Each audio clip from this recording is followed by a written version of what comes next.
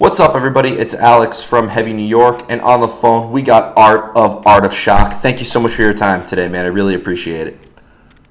Thank you, brother. Yeah, it's so awesome to have you here. Unfortunately, the tour with Sepultura, Sacred Reich, and Crowbar canceled, but we do have some things to look forward to because your new album, Dark Angelus, is scheduled to come out March 20th, which is this Friday. You want to talk about how the making of this record was and the recording and all that fun stuff? Oh, for sure. It was a very fun process. There was a lot of learning involved. We worked a lot on the songs, all the arrangements, the lyrics, and once we had everything ready, we got a hold of Mark Lewis, who produced the album, and he had a bunch of ideas to make it more brutal and more metal, and it was a really fun experience to go up to Tennessee with him for a couple of months and record this album. He really was looking for the best performance from each one of us, and he kept pushing us to do our best. Yeah. And we're really happy with the results.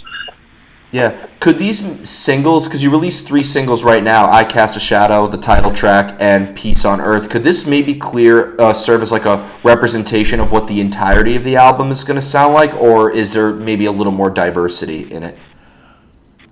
There is more diversity for sure. Those are just some cool songs that we thought people would enjoy in the beginning, just to do start warming people up for the release of the album, to show them what the band is about and our concept. But there's for sure very different types of songs in the album. Once you listen to it, you'll notice. Okay. Was there maybe like a preconceived idea on what you wanted Dark Angelus to sound like, or was there maybe like a lot of improvising involved? It's rock and roll, right? You always have an idea in your mind of how you want your songs to sound. And I think we got really close to it, but it seems like there's many minds involved. It always changes, right? Mm-hmm. It becomes an animal in itself, with a different brain, and you have to enjoy it and go with the flow. Yeah, I've always said that art, whether it's music or painting or whatever, is like a living organism, so it grows and develops and you can guide it, but there's also a lot of natural growth that happens on its own, right? Exactly. Yeah. Now, one thing I was really curious about is when it comes to like the lyrics, is there a time where maybe lyrics or a concept can determine the outcome of the music itself, or are lyrics kind of like put in last? So, we do everything. There's many ways to write songs. Sometimes you come up with a riff, right, which is really cool, and you develop an idea out of a riff.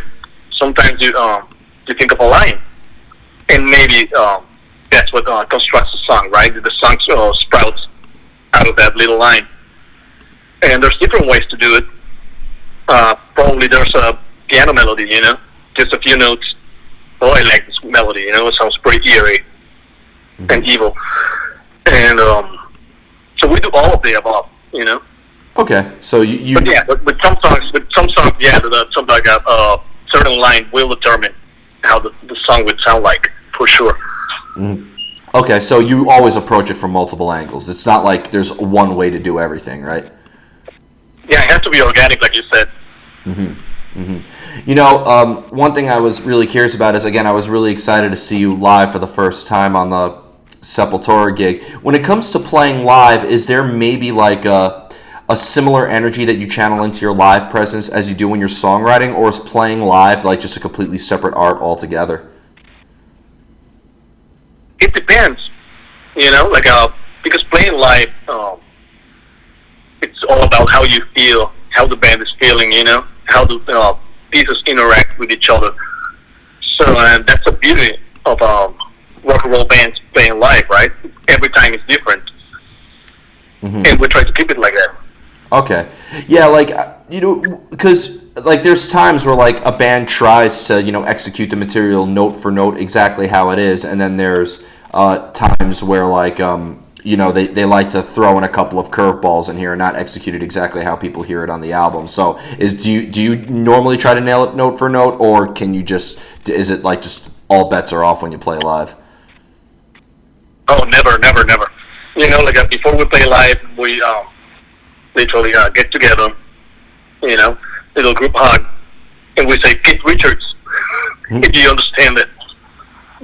Just do your best. Yeah. Put your 100% out there. We don't have to play everything note by note. Mm-hmm. Yeah, I mean, that's the best way to do it, more or less, right? Yeah, well, at least for us, it depends on the musicians. Yeah. Now, kind of going back to the songwriting, because you mentioned you call yourselves rock and roll, but I see elements of thrash, I see elements of hard rock, I see elements of just standard heavy metal. It almost seems like you guys always like to experiment and try new things, right? You don't try to be pigeonholed within a specific genre, really, right? Oh yeah, exactly. I just call it rock and roll because that's the umbrella genre, right? Mm-hmm. So all metal is rock and roll. All metal is rock and roll. So that's why I use that term. It's probably not correct.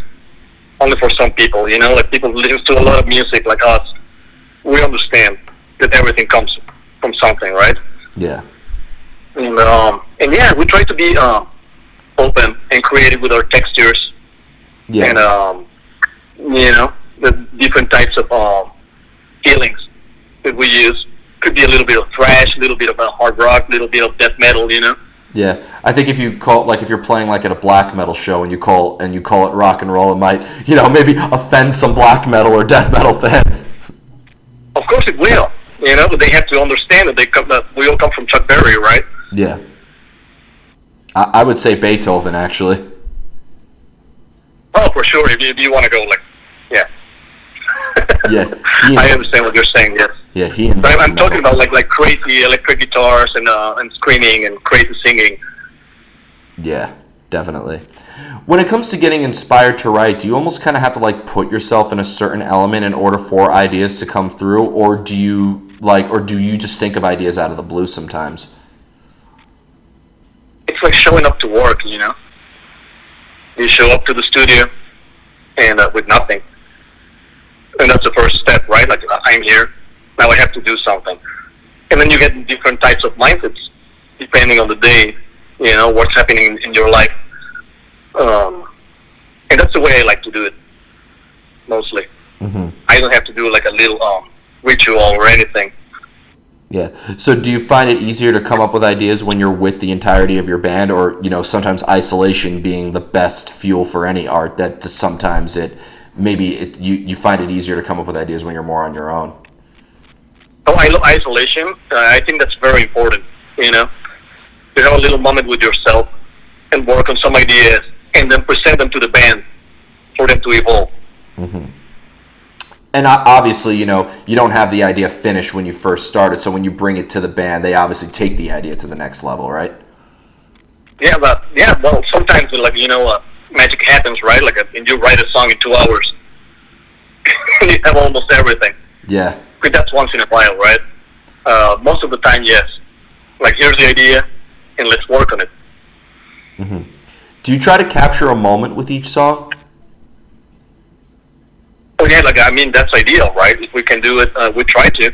Yeah, because... And, yeah. Because I was mentioning, I've mentioned this with a lot of artists when they say, because sometimes you're working on a song for days, weeks, hours, months, but so do you find it harder to maybe capture a moment the longer you work on something?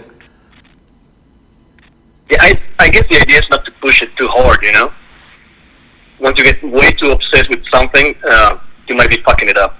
Yeah.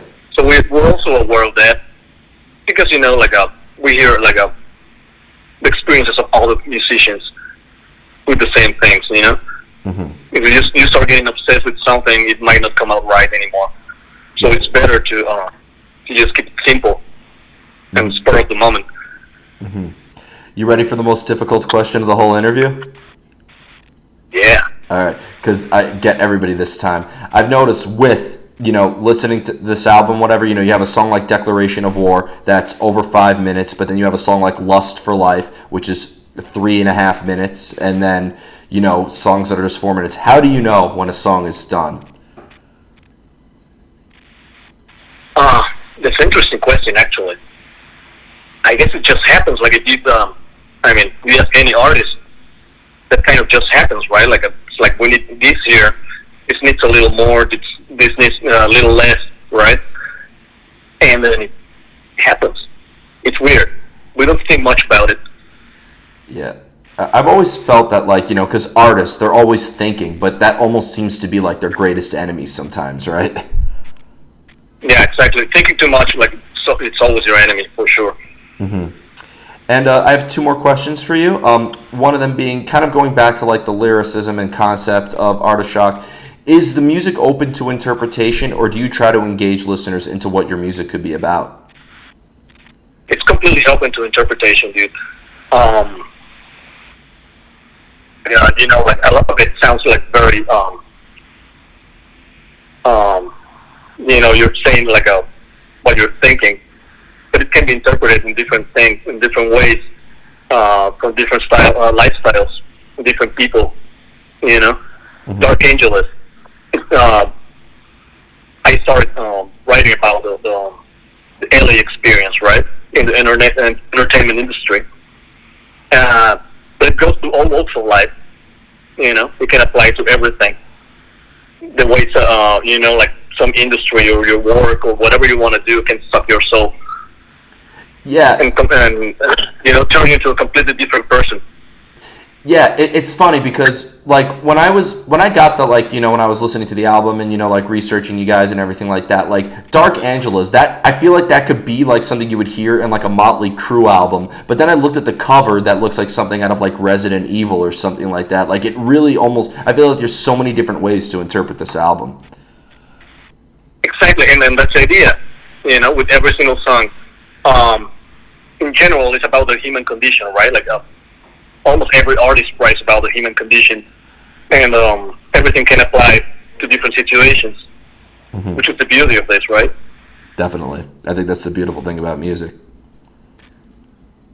And finally, what I wanted to ask you is, obviously a lot of bands are currently, taking it in the face with the current situation we're dealing with with the coronavirus. Is there any way, the album's coming out March 20th, this Friday. Is there any way that maybe bands could help contribute to help you guys? I know that the canceled tour might have taken a toll. Is there any way people listening to this could help support you guys?